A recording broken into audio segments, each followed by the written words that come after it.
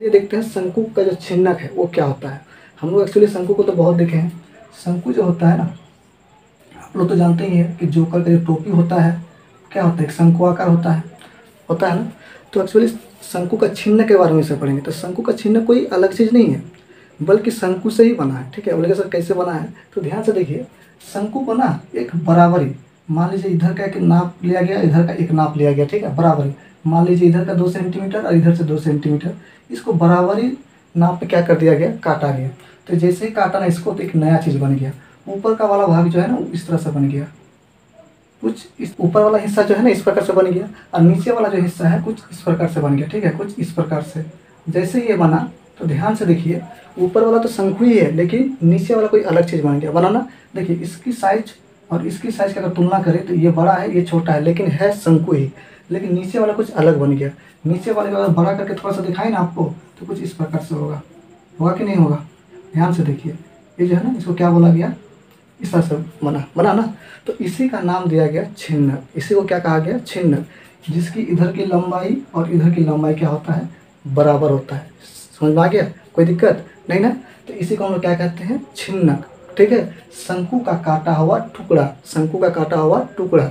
इसीलिए इसको लैटिन भाषा में फ्रेस्टम कहा जाता है। क्या कहा जाता है, फ्रेस्टम, जो कि एक लैटिन शब्द है। और इसका लैटिन शब्द का मतलब होता है कि काटा हुआ टुकड़ा। ठीक है, इस शब्द का मतलब क्या होता है, काटा हुआ टुकड़ा। इसीलिए इसको इंग्लिश में फ्रेस्टम कहा जाता है, क्योंकि ये शंकु का काटा हुआ टुकड़ा है। ठीक है, कोई दिक्कत। तो क्या बन गया हमारा, छिन्नक। तो इसी का नाम क्या हमारा, छिन्नक। तो ये कहाँ से बना, शंकु से ही बना। यानी शंकु को काटने से जो बनता है उसी को क्या कहते हैं, छिन्नक, है ना। अब देखिए, ये जो हमारा दैनिक लाइफ में इस्तेमाल होता है कहाँ कहाँ, जैसे बाल्टी हो गया, गिलास हो गया, और भी जो हम लोग कुल्फी मलाई खाते हैं जो कप दिया जाता है उसमें भी क्या होता है, वो भी शंकु आकार ही होता है। ठीक है, तो इनका इस्तेमाल यदि आप दैनिक लाइफ में देखें तो बहुत जगहों पर इसको देखने के लिए मिलते हैं। ठीक है, अब थोड़ा सा देखते हैं इसके सूत्र जो है वो कितना है। इनके सूत्रों को अगर देख लेंगे ना, सूत्रों को अगर हम समझ जाएंगे और सूत्रों को अगर याद कर लेंगे तो एक्सरसाइज हमारे लिए क्या हो जाएगा, आसान हो जाएगा। तो इनका 3 सूत्र होता है। कितना, 3 सूत्र। एक क्या होता है, इसका वक्र पृष्ठ क्षेत्रफल, मतलब इसके साइड में से पेंट करना है, यानी इसके साइड में से क्या करना है, रंग करना है। दूसरा होता है कि संपूर्ण पृष्ठीय क्षेत्रफल, इसका साइड में भी रंग करना है, ऊपर में भी रंग करना है, नीचे भी रंग करना है। क्यों, क्योंकि जब काटे हैं तो ऊपर वाला खाली एरिया है, नीचे भी क्या है, खाली एरिया है ना। क्योंकि जब काटे हैं तो भीतर तो खोखला था ना, तो इसको काटेंगे तो ऊपर भी खाली हो जाएगा, नीचे भी खाली होगा ना। उसके बाद इसका आयतन, आयतन का मतलब इसको अगर पानी के अंदर भरेंगे तो कितना सा जगह को अंदर खाली करेगा, कुछ एरिया को खाली करेगा ना। पानी को, पानी के अंदर जब भरेंगे तो क्या करेगा, उतना सा अपने क्षेत्रफल के हिसाब से पानी को क्या कर देगा, साइड कर देगा। तो वही उसका देखेंगे। ठीक है, तो पहला सूत्र क्या बोले, शंकु के छिन्नक का वक्र पृष्ठीय क्षेत्रफल। ठीक है, किसके, शंकु के छिन्नक। क्यों, क्योंकि शंकु का ही काटा हुआ टुकड़ा है तो इसको छिन्नक बोला जाता है। तो किसका छिन्नक, शंकु का छिन्नक। समझ में आ गया। इंग्लिश में क्या कहा जाता है इसको, फ्रेस्टम, जो कि एक लैटिन शब्द है और इसका मतलब क्या होता है, काटा हुआ टुकड़ा। कोई दिक्कत। ठीक है, अब देखिए इसका जो सूत्र होता है शंकु का, क्या बोले, वक्र पृष्ठीय क्षेत्रफल, सॉरी किसका, शंकु के छिन्नक का वक्र पृष्ठीय क्षेत्रफल। इसका सूत्र होता है पाई, इसका होता है R1 + R2 × L। ठीक है, क्योंकि हम लोग जानते हैं शंकु का जो वक्र पृष्ठीय क्षेत्रफल होता है पाई R L। तो इसमें ना दो क्या होता है, त्रिज्या होता है। अब बोलेंगे सर क्या क्या, ध्यान से देखिए, ऊपर भी एक वृत्त है, नीचे भी एक वृत्त है, ऊपर भी एक वृत्त है, नीचे भी एक वृत्त है कि नहीं है। तो ऊपर वाला जो वृत्त है ना छोटा है, वो क्या है, छोटा है। नीचे वाला जो वृत्त है वो क्या है, बड़ा है कि नहीं है। इसको हम लोग बोलते हैं R1, इसको क्या बोलते हैं, R2।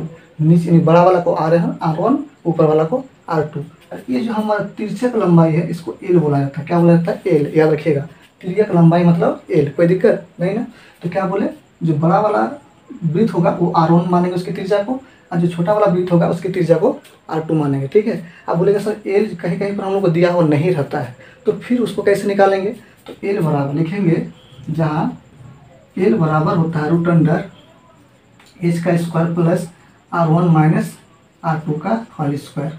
इस सूत्र से अगर बैठा के निकालेंगे ना तो हमको L का मान पता चल जाएगा। क्योंकि कहीं कहीं पर हमें L का मान नहीं देता है, क्या देता है, ऊंचाई देता है और दोनों त्रिज्या दिया हुआ रहता है। तो फिर हम लोग इसकी मदद से हम लोग L का मान निकाल सकते हैं, कोई दिक्कत नहीं ना। ठीक है, वैसे ऊंचाई क्या चीज़ है, ये जो यहाँ से इसको जो क्या बोलते हैं, इसको ऊंचाई बोलते हैं, ये हमारा H है, कोई दिक्कत। तो इसके मदद से हम लोग निकाल सकते हैं। तो क्या हो गया हमारा शंकु के छिन्नक का वक्र विशिष्ट क्षेत्रफल क्या हो गया, पाई bracket R1 + R2 into L. कोई दिक्कत? ठीक है।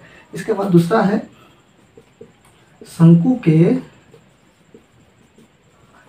छिन्नक का संपूर्ण पृष्ठीय क्षेत्रफल, संपूर्ण पृष्ठीय क्षेत्रफल। इसका जो सूत्र होता है, देखिए संपूर्ण का मतलब ये भी आएगा, वक्र भी आएगा ना, इसका मतलब ये भी आएगा। तो हम लिखेंगे यहाँ पर पाई bracket R1 + R2 into L. ये तो साइड वाला हो गया। तो सर और कौन छूटा हुआ है? सर ऊपर वाला वृत्त और नीचे वाला वृत्त, है ना। तो ध्यान से देखिए, प्लस में जोड़ेंगे वृत्त का क्षेत्रफल पाई R²। ठीक है सर, पाई R²। तो देखिए इसको R1 माने है, इसको R2 माने है। अगर इस वृत्त का क्षेत्रफल को लिखिएगा पहले तो इसको 1 मानना पड़ेगा क्योंकि इसका त्रिज्या अलग है। उसके बाद ऊपर वाला छूटा हुआ है, अब फिर लिखेंगे ऊपर भी क्या वृत्त है तो उसका भी क्या होगा, पाई R²।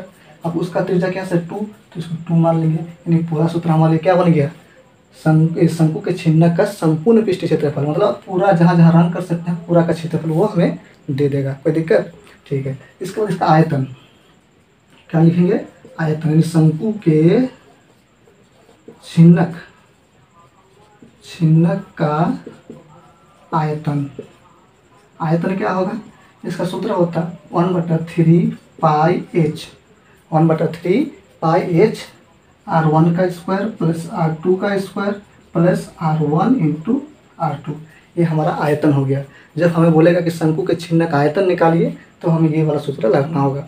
जब बोलेगा शंकु के छिन्नक का संपूर्ण पृष्ठीय क्षेत्रफल निकालिए तो ये वाला सूत्र लगाना होगा।